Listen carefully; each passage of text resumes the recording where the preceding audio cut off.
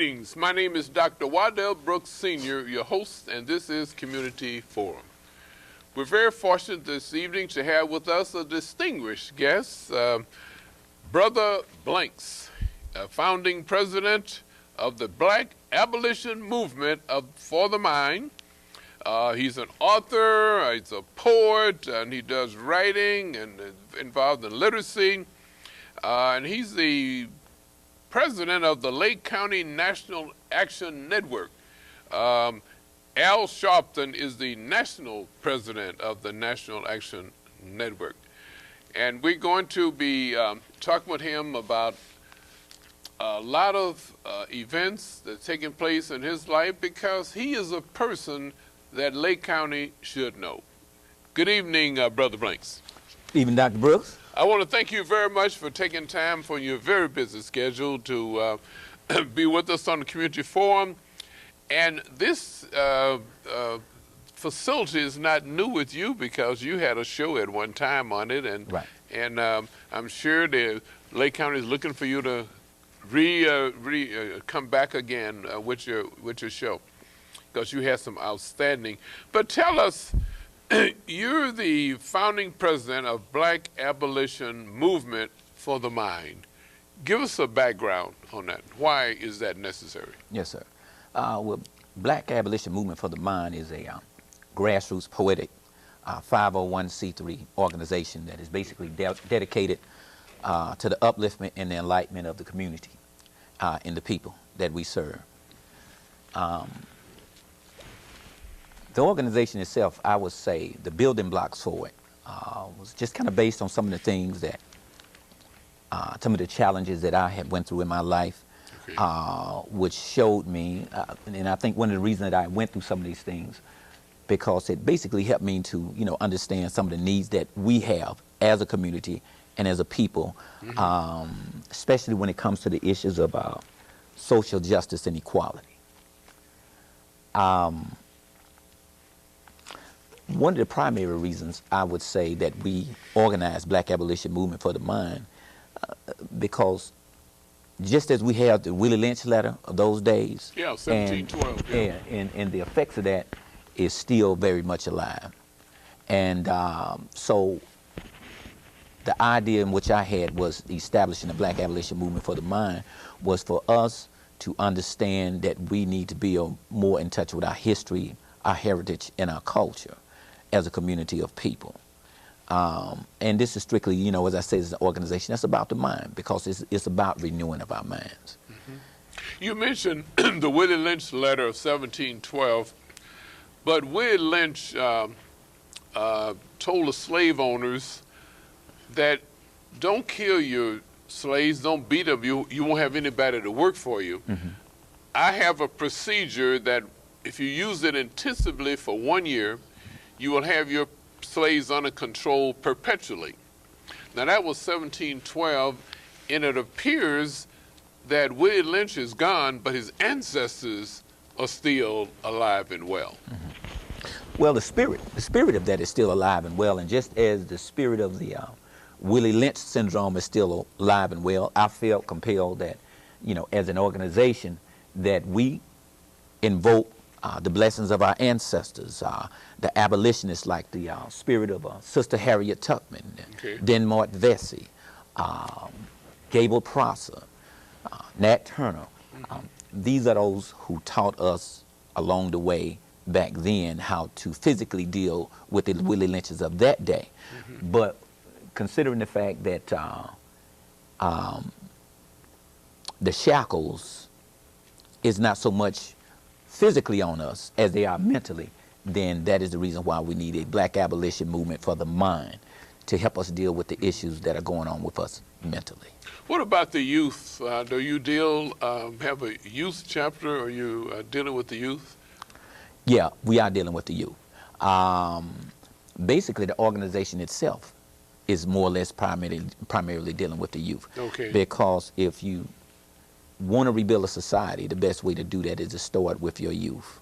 Mm-hmm. So most of the stuff that we do is dealing with our youth, mm-hmm. and adults as well. Yeah, and I noticed that to get your message across, you use quite a bit of poetry. Yes. Right? Yeah. And to give our audience an example, would you give us the one about the Star Spangled Banner? The Star Spangled Banner is the one that deals with, you know, that was the title of the book. But Okay. if you would allow me to, one of the things that I would like to deal with, well, now I'm going to give you what you asked for, the Star Spangled Banner. Sure. The Star Spangled Banner was basically dealing with some of the issues, challenges that I went through in my life. Well, we're talking about scars based on racism, based on drugs, based on issues of police brutality. Okay. You know, we have been scarred here as a people. Okay. And perpetually, you know, a lot of our young people still, you know, deal with those issues. And adults. So the Star Spangled Banner basically says, it asks a few questions. It says, oh, say, and I look at the issues that are going on in Chicago now, because it also look at us taking a look at ourselves, first and foremost, in what we're doing. Okay. So it says, oh, say, can you see our neighborhoods in misery, and how unproudly we stare at the crack pipe's red glare? Because of our hoods, you have made a new plantation through the planting of guns and crack rocks, preconditioned as your victims of history. Now we slave to this new trade, while our slave mentality serves as shackles and locks. And over our dead bodies with yellow tape, you keep walking as our blood overruns the white chalk, and in the crack pipes red glare, as the crack and gas smoke fills the air, it gives proof through the night that our government just really don't care. Now that says government, they don't necessarily say president. Our government just really don't care. So how can that scarred spangled banner yet wave over this land of some that's free, yet still a home that cultivates slaves?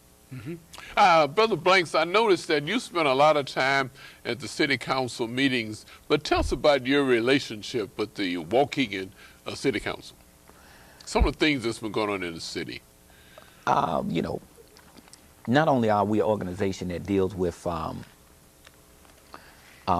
literacy, writing, and poetry, but, you know, because like I said, we first believe in, when it comes to social justice, holding ourselves accountable. And that means, you know, doing that through working with our youth, helping them to try to get their minds straight, you know, getting in a good direction. But also, once we have helped our youth to get on the right path, and they are sincere about making changes in their lives, we believe that they should have the right to be able to walk to and fro from work, to and fro from home, to the store or wherever, without being harassed and intimidated by the police or law enforcement. So one of our issues in dealing with the city of Waukegan, or justice, or injustice period, is to basically make sure that we hold people, you know, we hold the system accountable to make sure that nobody is above the law, but everybody is treated fairly, you know, equal protection under the law.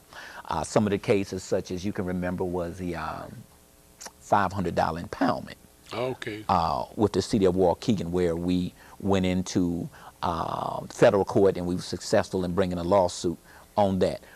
So I basically look at that in many cases as what I considered as hypocritical and unfairness of the law, where there was someone was able to go and get their cars out without any consequences, or just get a little slap on the wrist, and where there was young people of our community, or citizens of the poor and underprivileged, black and Hispanic, was being persecuted and prosecuted to the fullest extent of the law. Now we fast forward here today, present, we fast forward here now, we deal with an issue where we're talking about front license plates. As you know, there was an article in the front, you know, in the paper, where our mayor, when he was elected, Mayor Wayne Motley, before he was mayor, he was a clerk, and during the time he was running, he didn't have a front license plate. And I might add, he's corrected that, you know, he's brought that into compliance now. But just last month, Steve Martin, which is the corporate counsel, he didn't have a front license plate. And where a young man had came and registered a complaint with us based on the fact that, you know, they had given him a ticket. He just got a car, had just purchased his car, and they gave him a ticket for not having his city sticker yet. And he had just got the plate temporary plate on the car that same day. But yet at the police department, you had law enforcers who was parked on the police premises, on the police parking lot, with no front license plate, and the corporate counsel who was parked in his space with no front license plate. So our issue there, I don't want to make it we don't try not to make it a personal issue, but justice is always personal. But we just want to make sure that we do know this is a state law, but we want to make sure that it's fairly enforced across the board. In other words, if you're going to impose it on the citizen, make sure you be the first example of what you're putting on the citizens. Tell us about, I know most of our listening audience know about Al Sharpton. He has a national televised show on NBC, 5 o'clock every evening. Right. But he's also head of the National Action Network. Tell us about your involvement locally with the National Action Network. Okay. Well, my involvement locally is that when we was dealing with issues of excessive force, police brutality, these are not just issues that are germane to just local issues. These are national, or in many cases, worldwide issues. And so, considering the fact that here in the Lake County area, you know, we was dealing with the issues of excessive force, with the police brutality, and I feel compelled to bring a national spotlight here to help us deal with those issues. At that time, when we had some real issues in Waukegan, and let me say, I would like to say this, that many of the issues that are going on right now, that has been going on in North Chicago, we don't want to let Waukegan off the hook. And the reason I say that, much of the issues that are going on that have been demonstrated with the excessive force and brutality right now is nothing different that had been going on in the city of Waukegan for years. So so you know, it's easy to put a big spotlight on little old North Chicago. But those issues that have been dealt with, you know, that's going on with North Chicago, Waukegan has been just as guilty. So we don't want to make it look like North Chicago has been excessive. And let me tell you, that particular issue there, you know, we can go on and on about that. But I also want to let the citizens know that Waukegan has been just as abusive, if not even more, in the past, over the years. I mean, if we want to go all the way back down to Market Street, then if we go down to Market Street back in the years where black men and poor people was literally beat down, you know, I mean, up until present day. So, you know, the things that are going on in North Chicago is some of the very things that have even transpired. It's just that in the city of Waukegan, by them being so well connected with the state's attorney office of Mike Waller at that given time, it was just easy to sweep under the rug and to go make it go away. Just like when we had William Biang, who was the chief of police there, with all the excessive force that was going on. Unlike Mike Newsom, William Biang, Mike Waller was there waiting with him with open arms. When he retired from Waukegan, he's still right now over at the state's attorney's office. As far as the last time I checked. So, you know, those are things, those issues that of excessive force and brutality, excessive force in brutality, police brutality, it permeates this Lake County atmosphere. And that's why the biggest thing that we need to do as a community of people to offset that is organize and galvanize. You see, our youngsters now has been raised in a climate where violence take place, and they're going to fear the police for the rest of their lives, and no respect for the police. Yeah. Well, as I said, you know, when I say excessive force and brutality, I try not to cast a blanket. We know that we have our fair share of those that are, you know, some that are good, but it's hard to see the good ones coming when you have this type of excessive force going on in the area of Lake County. When, I mean, we're not just talking about Waukegan, not just Waukegan, not North Chicago, excessive force in this Lake County area, Zion, Gurnee, wherever we've had more than our fair share of excessive force in Lake County, period. You know, so I won't even name the names of the city. So if you know, let's not just say North Chicago, Lake County, Zion. Let's just say this, Lake County area is why we as a community of people need to be more organized and mobilized, because as Dr. Martin Luther King says it so well, injustice anywhere is a threat to justice everywhere. What we have to keep in mind is when we say the Fraternal Order of Police, that is a fraternity.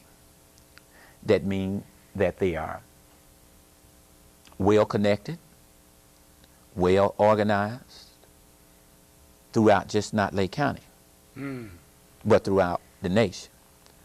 And if you know anything about fraternities, they make an oath first amongst themselves before they ever make an oath to the people they're supposed to serve and protect. This is why you have this wall and this code of silence.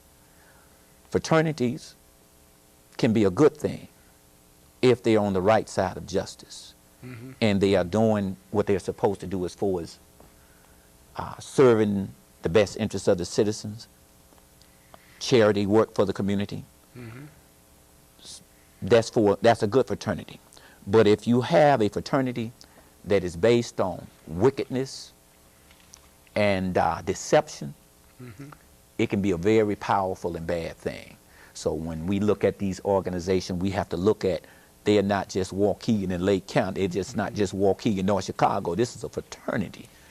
But why do you think it's only black males, or mostly black males, are the one that's been subject to the excessive force?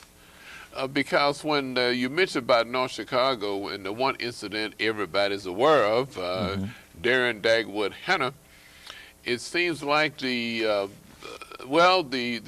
first coroner, which had a police background, stated that after 6 policemen allegedly, beat him to death, he died a week later, beaten on the 6th of November 11 and died on the 13th. The coroner stated that it was undetermined. And then after the election, the new coroner, Dr. Thomas Rudd, he was on this show a couple of weeks ago. He had determined that it was, based on his knowledge, he's a pathologist, stated that it was homicide. But the state's attorney has been slow to take action. And the mother, Gloria Cars, want to know why he's so slow in taking action. But and now the whole county is aware of what's happening now. So your question was, why do I think that excessive force and brutality permeates over black males when it comes to police brutality? Well, that means we have to go back and look at the history of why. Okay.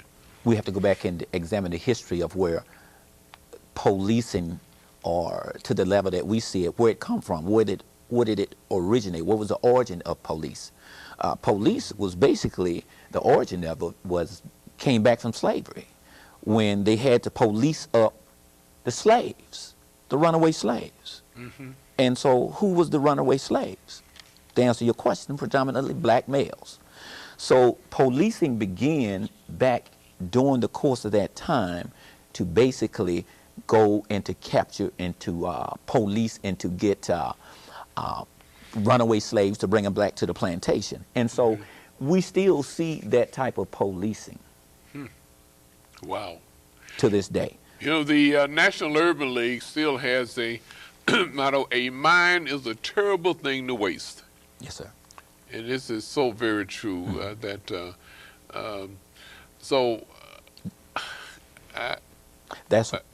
I have to congratulate you on the efforts, that you're doing here in Lake County, and you have received several recognitions for the work that you're doing.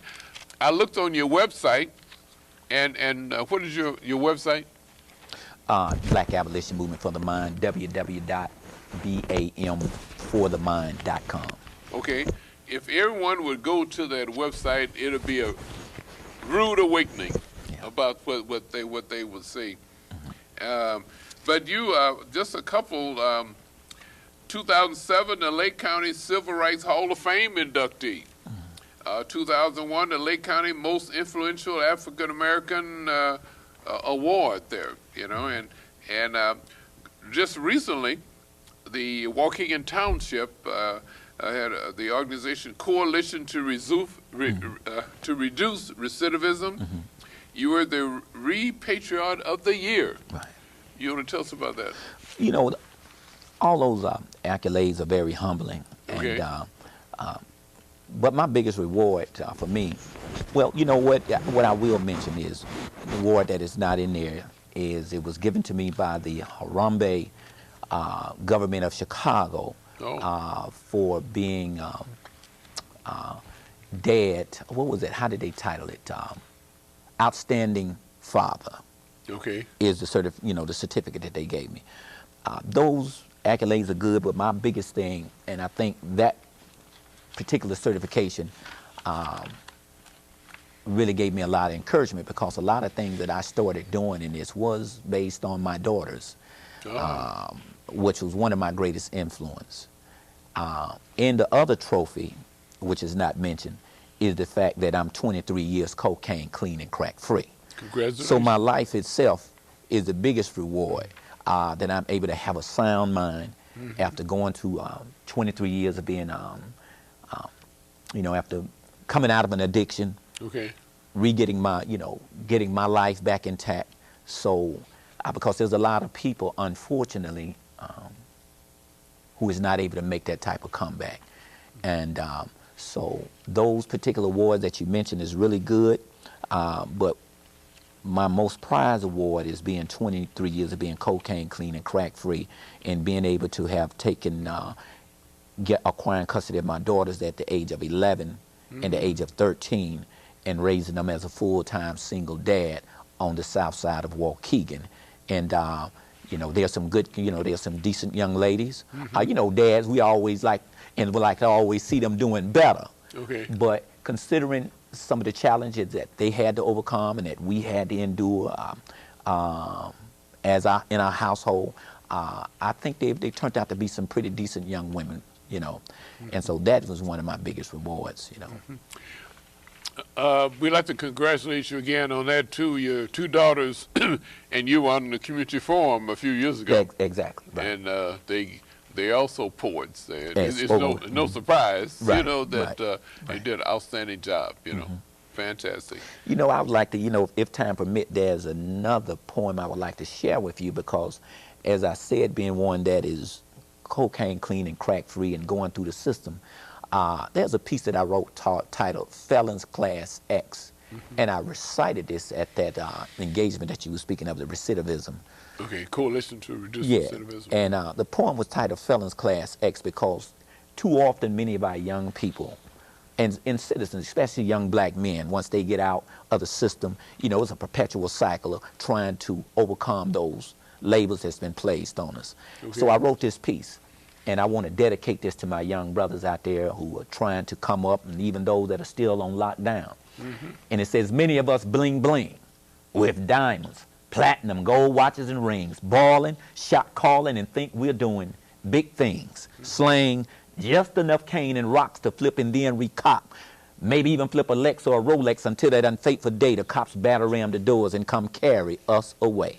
Stealing, boosting, burglary, robbery, traffic, or some federal offense may be the nature of the crime for which we have to serve, losing valuable freedom and time. Once released as convicted felons class X, the success of day-to-day life become these challenges to be met with this invisible cross of an X hanging around our proud and strong thick necks. A challenge to righteously get paid, stay out of jails and cells as a modern-day slave.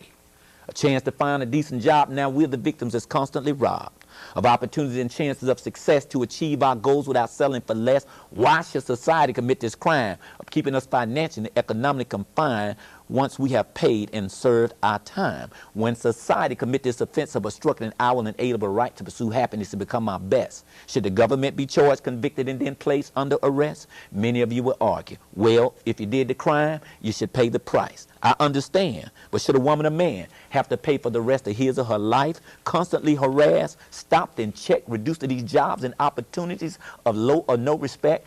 This could easily be your mother, father, daughter, sister, cousin, brother who made one or few mistakes that he or she now regret, paying a price for the rest of their life simply because they have been labeled felons classed as X. But you know what I tell them, Dr. Brooks?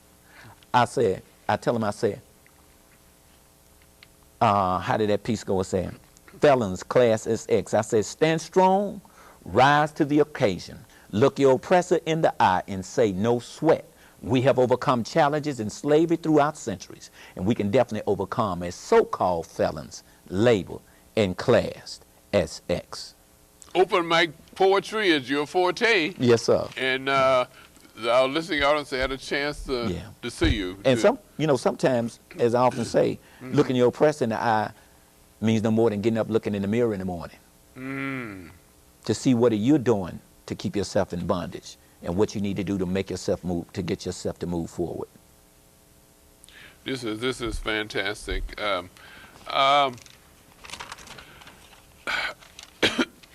You're no stranger to, I mentioned about open mic poetry, but you're no stranger to television because you've had your own show at one time, right? Right, right. And I really want to get back to that because, sometimes dealing with the issues of social justice and equality, it kind of makes you, it kind of leaves you a little bit offset and unbalanced, because when you're dealing with issues, it's really a passion when you're dealing with these issues, and it kind of takes away from your creative side and time. And I love my creative time and space, as far as like with the TV show we had and that we was doing. I want to get it back up because that's the artistical side, to be able to allow young people to come on and, express themselves. And so I really want to get that back. And so I'm looking forward to try to minimize dealing with the issues as much as I'm looking to captivate and utilize those creative side, that, to get back into the arts. Because that's the answer. That's the answer. Teaching our young people, I mean, we know what the problems are, but we have to focus more on the solutions. And solutions, number one for us as a community of people, is to become more organized and mobilized in the community, and to deal with the minds of our young people. And most definitely to put the Most High in the center of all of that. I always like to consider myself as being a spiritual, family, community-oriented young person to try to get things done.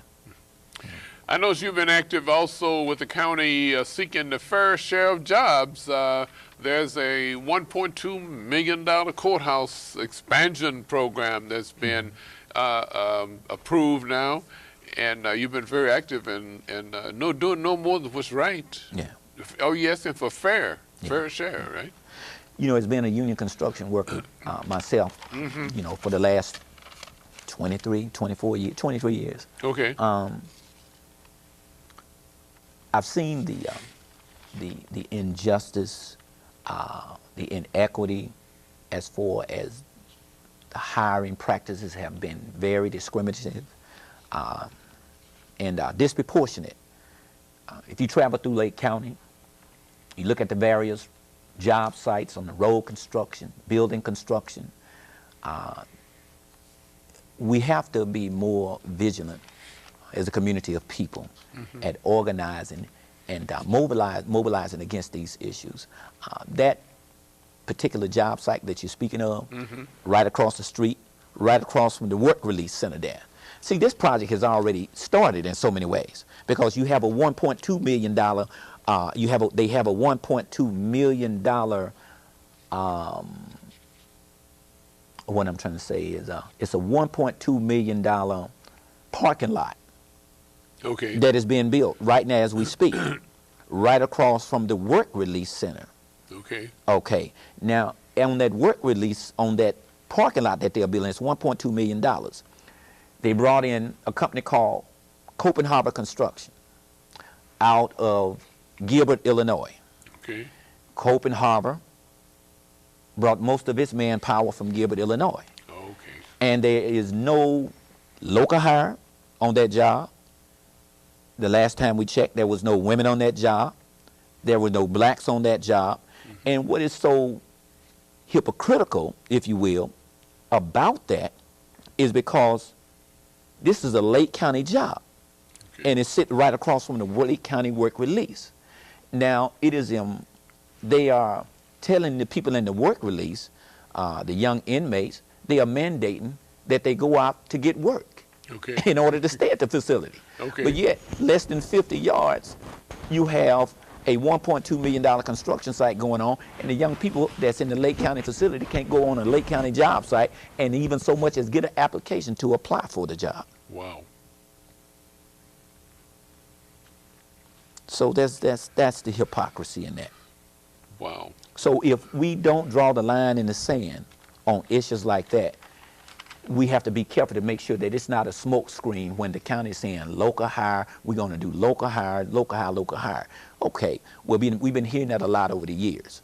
I mean, from everything from the construction site at Great Lakes, where we was disproportionately shut out of, all the way up to the day. So this is why it's so important that as a community of people, that if we do not learn to put whatever our little differences to the side in the best interest of our children, then many of them won't have a fair chance to a shot here in about 5 years, because it's very unfair. Now, when you're talking about building $120 million, I think it's $120 million, am I right?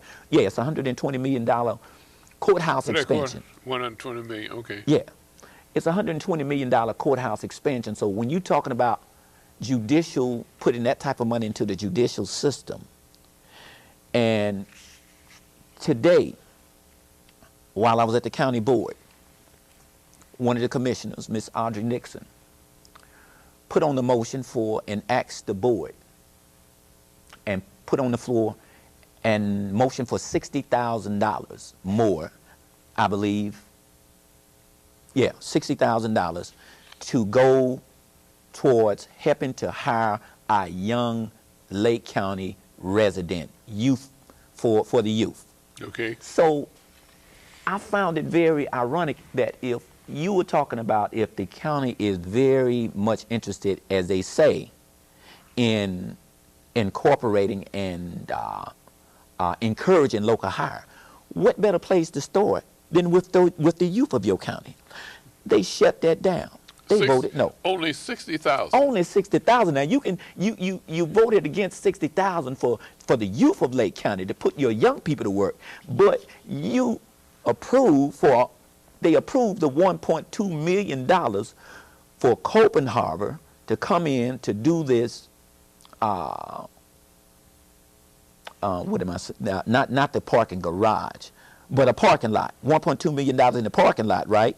They approved for Copenhagen to come in with that $1.2 million, and that was okay for them to bring their people in from Gilbert, Illinois. Okay. It was okay for them to hire people from Ohio. Okay. You understand? But you wouldn't give wouldn't approve of $60,000 to help young Lake County citizens go to work. Hypocrisy. It doesn't. There's no reasoning. Except for one thing, and that just to isolate, or eliminate minorities from working. I should say black from working. Well, you got to look at it like this, Dr. Brooks. $60,000. If you're not trying to give $60,000 to help your young people to go to work, but yet you're building a $120 million courthouse expansion, what's the plan here? If you don't want them to put them to work as a preventive measure to keep them out the system, then where is your plans for them to work at? In incarceration, for prison profit, for cheap prison labor? I'm glad very fortunate that I was employed under a different administration at the federal level. We had a administration that emphasized employing of minorities. That emphasized that. This was back in the 60s, 70s.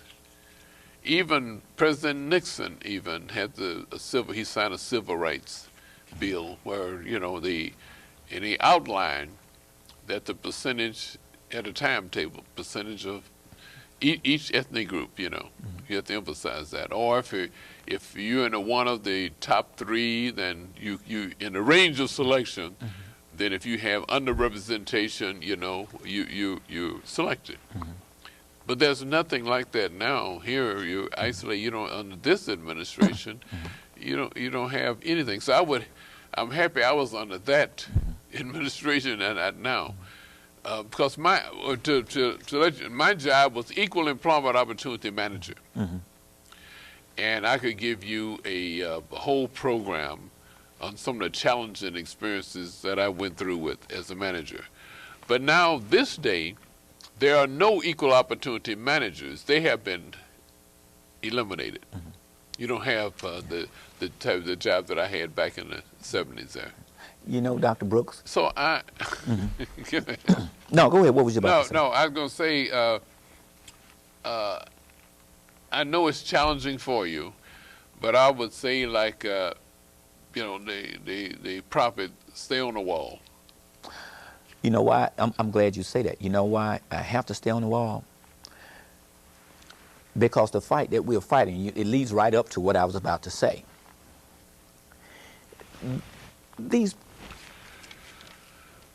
Those who voted against that $60,000 for our kids in Lake County, we have to really look at the bigger picture here, because they are only instruments of a much bigger force that we're fighting against.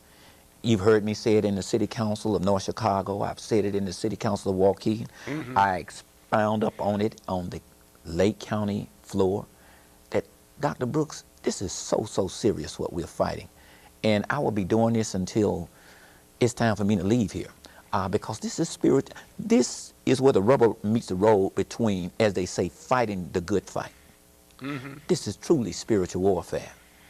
And we have to, as a community of people and as individuals, look at ourselves and ask ourselves, what side of justice are we going to be on? You know, this is, as I like how my boys on Public Enemy put it, they say this is right versus wrong, good versus evil, God versus Satan, or light versus dark, however we want to put it. And we really have to find out what our roles is and what capacity we want to play in this, and do it without fear of our jobs and those things like that, because we really have to know. Sometimes people say, well, Brother Blanks, you get out there and you challenge these construction companies, you're going, you know, they're going, you know, these years, you know, you're going, and you work in construction, you're going to be blackballed. But you know what I tell them, Dr. Brooks? In many cases, I'm already blackballed. I'm black, and every chance they get, they was rolling the ball of job opportunity past me. So I might as well stand on my feet. It doesn't matter what color it is, because you fighting a color in Waukegan is one color, but in North Chicago we're the same problem. It's spiritual warfare all across the board. So it's not color. Yeah, exactly. And when we understand what we're really fighting against, and that's what I try to tell young people, is that it's really difficult to fight if you don't know and if you can't see what you're fighting against. When we show young people what the real fight is, then there's a good chance they stop fighting and killing each other. Because right now, a lot of the fighting that is going on in the community, we have to look and we have to say, why is our young people, you know, killing themselves, you know, to the rate that they are? When you don't have no jobs and a lot of guns and coke, then you turn on yourselves. It's frustration. So if you don't know who the real enemy is, when you see $120 million courthouse expansion going up, you need to understand the big picture of what's in store for you, and know and understand, young people, that your young brothers and sisters in your community, understand, y'all, you are not each other's enemy. And if you all do not try to find a way to galvanize and organize to help each other instead of killing each other, then you're doing that to the joy of the real enemy. So you have, I noticed that youth... and that's injustice. Why pull the trigger? Yes, sir. And that's one of your T-shirts and designs that we have. You know, as I often put it, you know, I'm very passionate about that. When I was like at the age of 5, you know, I lost my uncle, my favorite uncle, as I often tell, why it's so passionate to me. My favorite uncle, Junior, who was shot by my favorite cousin, his son, for putting his hands on my Aunt Madeline one time too many. And that experience was the first experience that I had with death, up close and personal. It's when I saw my uncle laying there with his blood from his body, and I lost my mom to a single gunshot wound when I was 14, and just a year before that, 13, is when I lost my dad. He was shot and killed. So when we're talking about violence in the community, it's something very passionate to me. I went on to catch a case of possession with intent to deliver, with some cases of possession with intent to deliver with UUWs, unlawful use of a weapon. And so those experiences of trying to correct that is part of the Black abolition movement for the mind, because we have to think, we have to really try to get our young people to see the bigger picture outside of what they see just in front of them. So what we have now is privatizing prisons now. Prison for profits. I give the statistic, 3.7% of black males are in colleges in Illinois. But on the reverse, there's 58% that are incarcerated. Yeah. 58%. Yeah. And prisons are being built in areas that blacks don't live. And so they cannot be employed because they don't live. So the people that are employed are the ones, it's just a vicious circle. Well, we don't really have to, when we talk about privatizing, we don't really have to look too far.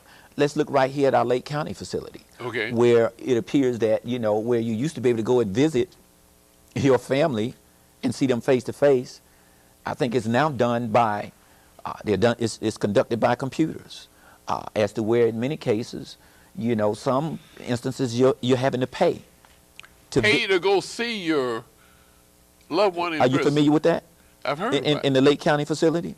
I've heard. Yeah, so now you're not in the same room, you're in a different room. Well, they say it's supposed to be, allegedly it's supposed to be for the convenience of the people, so those who might not want to go to the county jail, they can see and do it from computer, like a Skype type of thing. But, yes. This is all privatized. This is money, this is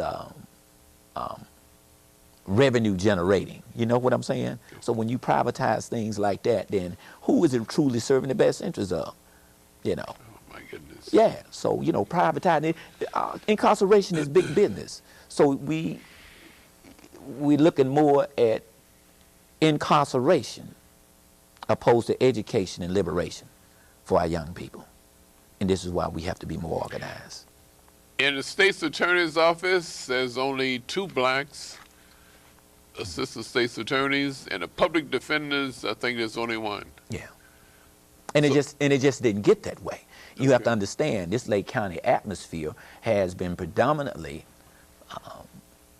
for a long time, was more or less Republican, dominated. I go back to... And then what I'm going to say, I don't want to put so much on the label, whether it's being a Republican or Democrat, because we've had some real problems with some of the so-called Democrats. Okay. And so, the thing is, I think that's why we really have to look at the heart of the people and understand under what force are they operating. Look at them, and like I told them at North Chicago, and I think there was an attorney there by the name of Chuck Smith. Yeah, when I told Chuck Smith that, I told Chuck Smith, I'm not looking at you, I'm looking through you, and I'm looking at the power that you're operating under. Because whether it's Republican, whether it's Democrat, at the end of the day, we have to look at an individual and try to understand under what power is he operating under. Because if it's on an unrighteous and unjust power, that is why it is important we as a people organize to fight against that Willie Lynch mentality. We can understand why there's so much apathy in people voting. Well, I know I can speak for North Chicago, but maybe probably Waukegan and Zion, we can see why there's so much apathy. And you think people should be enthusiastic about changing the system, but they've tried so often that it still doesn't work. Yeah. Well, in many cases, that when you keep electing the same people and you're getting the same results, then you can expect a low voter turnout next year and the year after that. So when we look at the low voter turnout, we're like, well, people don't get involved, they won't vote. When you have some of our own what's supposed to be black elected officials Okay. who are selling their citizens down the river for their own self-serving ambitions and needs, Okay. then it's so unfortunate. It's bad on both ways because the people are not getting what they need, and the next year you have a low voters turnout. So like I said, this is spiritual warfare, because we have to look at some of our own people who's supposed to be serving our best interests to see who they really serving. Sometimes we don't even have ward meetings, Dr. Brooks. And when you don't have a ward meeting, you have to ask yourself, because ward meeting is a basic fundamental component of being an alderman.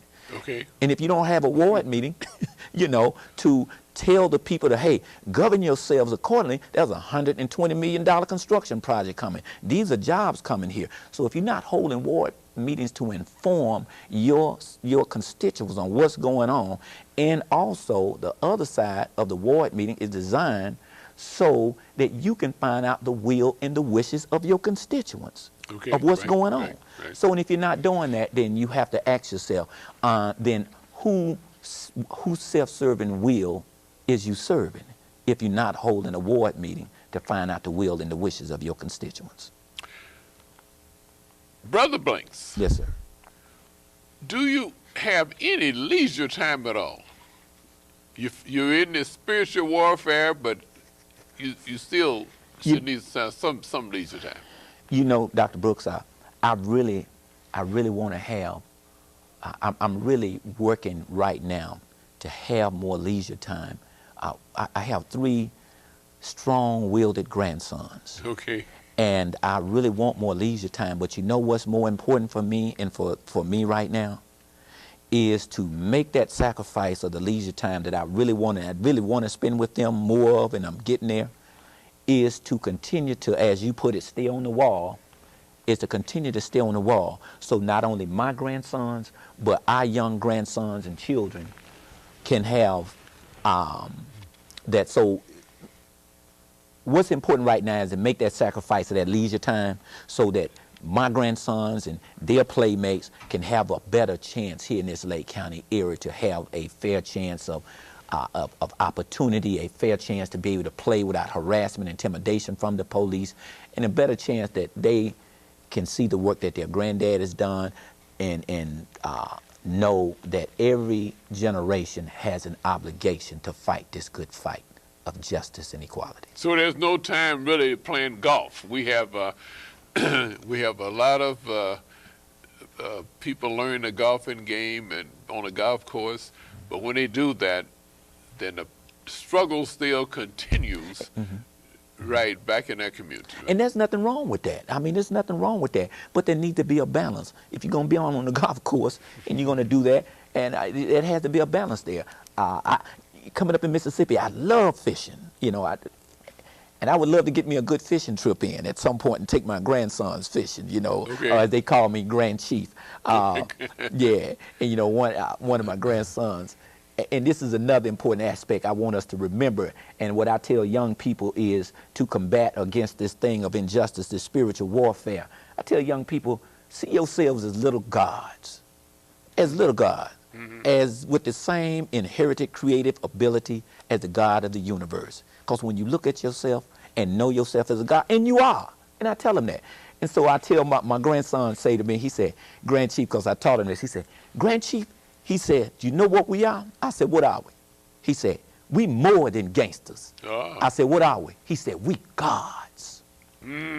So we have to quit minimizing, just seeing ourselves as, our young people just seeing themselves as gangsters, and the only thing you have is to stand on the corner with your pants below your waist. Okay. And if you see yourself as a young God, then someday you should want to grow up to be like your daddy as the God of the universe, to try to set some justice in the land and do some good in your community for your people. So some people, some ministers might say that's blasphemy. I said, no. I said, check your scripture. This is not Brother Blanks. That's what the scriptures teach us, that we are gods when we allow ourselves to exemplify those attributes of the Most High. You mentioned one word there, and I guess I haven't used it all the way through, is church and also pastors. You notice in the South, you notice that ministers took the lead, I should say at least pastors took the lead in the fight for freedom. You know, but here, I guess we come up south now, and we don't find ministers taking lead anymore. That's so unfortunate, because I usually borrow from the pages of my ancestors when I'm fighting these. We really don't have to reinvent the wheel. All we have to do, and that's why I have the organization Black Abolition Movement for the Mind, because we have to go some point from activism to abolitionists. We might actively speak out against the issues. Some people say, well, Brother Blanks, are you a community activist? I said, no, I'm an abolitionist. I said, because at some point, you have to go from just actively speaking out against the issues to actually trying to help liberate the people from the conditions which is keeping them in bondage, whether it be from the $500 impoundment or from injustice. So, borrowing from the pages of the past, my fight coming up in Mississippi, I come from humble beginnings. I grew up in Laurel, Mississippi. Okay. The church was always the forerunner of and the vanguard of standing up on these issues. First, you organize, you find out what the issues are, then you go to the ministers. Everything was done from the church. You know what I'm saying? Where it was dealing, whether you was getting married or whether you was dealing with issues of social injustice. You know, my granddad sued the state of Mississippi, you know, and I gave you a copy of that file. Right. So ministers in the South, many of the ministers in the South is those type of ministers that we really need today in the North. The spirit of those men. I grew up around solid men, and these are the men and the ministers who was the vanguards of the community and standing up for justice and equality. You know, where would it be the likes of a Dr. Martin Luther King, or whether it be the likes of minister, whether it be the likes of Malcolm X, regardless of the label, whether it be church, whether it be the mosque.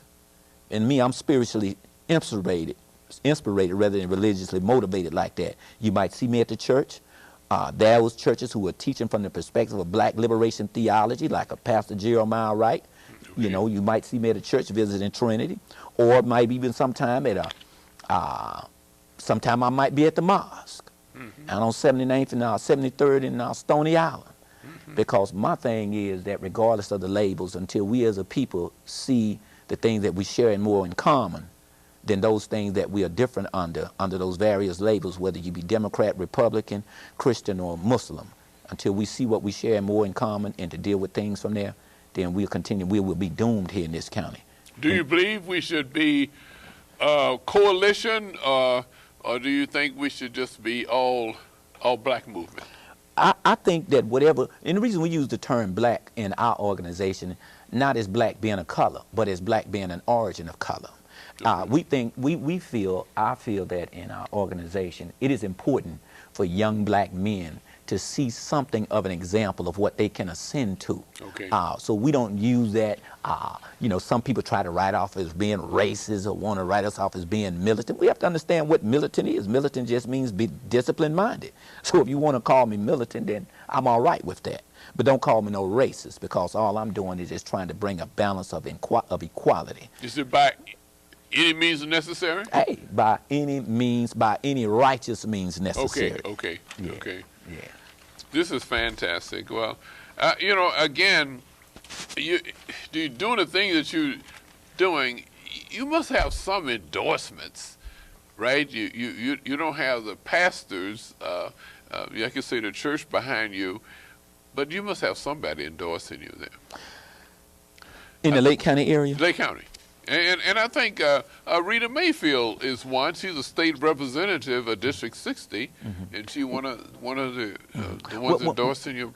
Well, when you say endorsement, you mean funding or people who support? What's support? Yeah. Well, you know, really support and funding. Well, you know, the biggest, we don't receive. We've been this month of October. We've been in our facility. We kept the doors open. We have about 8 computers set up in there for the kids, and it's all internet ready because we still had that digital divide where it's not enough computers in each house. They're on the south side of Waukegan, which I reside. But it's a Lake County facility where any kids can come there. But I would say that we have not, we've been able to keep those doors open where we are this month, October the 16th.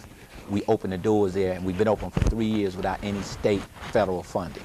Fantastic. And we've gotten some support from, I think we got a couple of donations, a couple of checks from from the township.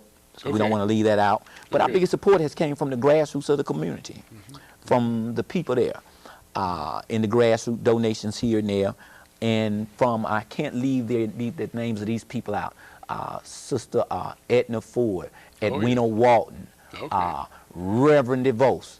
Now when we talk about ministers, and now you want to talk about somebody that's on the front line of issues, that man there, I owe so much, we owe so much credit to, because he have, like his church is just a humble church like our organization, but you will always see that man out there dealing with the issue because his passion is with the people. And I have much love and respect for the likes of Reverend DeVos and pastors like him who don't mind coming out. We had Pastor Roberson. He came out one time to the county board meeting. I don't want to leave that out. But my biggest endorsement has came from the people in the community and the God that I serve. Brother Blanks, thank you very much, brother. Thank you for allowing me, doing a great job. The privilege to be able to give some stuff out to the people. It's like Nehemiah, stay on the wall. Yes, sir. As long as you have God on your side, you can't lose. And can I say one thing? Okay. I want to leave this with the people in part. Our motto says, read, write, recite, and never give up the good fight. Yesterday is history, tomorrow is a mystery, today is a present, and that's the reason we call it a gift. Ladies and gentlemen, we've been talking with Brotha Blanks, founding president, Black Abolition Movement for the Mind. He's an author, a poet, and does writing and also literacy. He's the Lake County head of the National Action Network, among many other accomplishments that he's had. And we need another program to talk about all the recognitions that he has received and still receiving. And the Coalition to Reduce Recidivism I'm is on that board also. Repatriate Art of the Year, and on the board. Fantastic. So he's doing some good things here in Lake County and needs your support. This has been Community Forum. My name is Dr. Waddell Brooks, Sr., your host.